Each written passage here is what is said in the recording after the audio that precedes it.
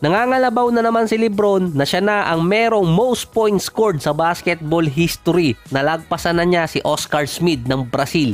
7-3 ang record ng Lakers sa last 10 games. So sa malamang merong magko-comment na sasabihing malakas lang naman ang Lakers kapag mahina ang kalaban. Yun nga ang point dun. Dahil magkakaroon sila ng chance na umabot ng at least top 6 or 7 or kaya 8 para sa twice to beat advantage. Si D'Angelo versus Raptors, meron 25 points at 7 3-point shot. Bukod sa stats na nakalaro na ng 66 games si LeBron, ito na ang pinakamarami niya since 2020. Si Anthony Davis naman merong 71 games na, ang pinakamarami at unang beses ulit na 70 mark since 2018. May 6 remaining games pa ang Lakers, so hindi pa tapos yung game ng Clippers at Sacramento nung ginagawa ko to. Sa 7 and 8 sa standing, yun kasi ang visible na makuha ng LA. May disadvantage pa ang Lakers doon dahil lamang sa kanila ng isang game yung Phoenix at Sacramento.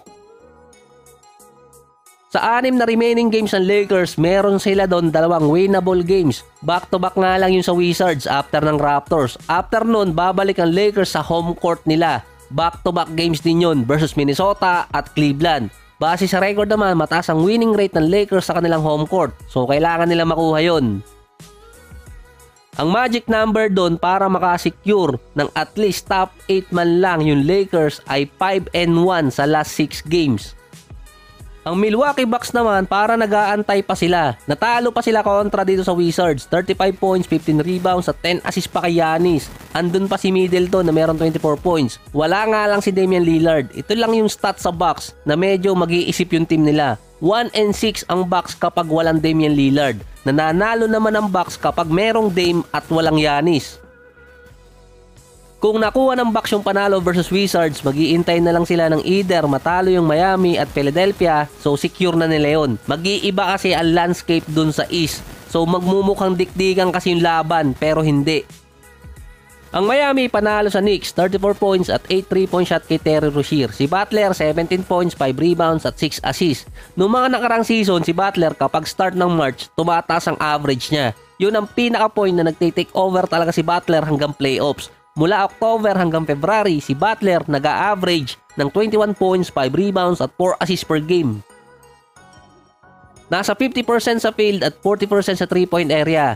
85% pa sa free throws. Sa second part ng season, mula March hanggang ngayon, si Butler nasa 19 points, 4 rebounds, 5 assists, 49% sa field at 33% sa 3-point area. Bumaba ang average si Butler.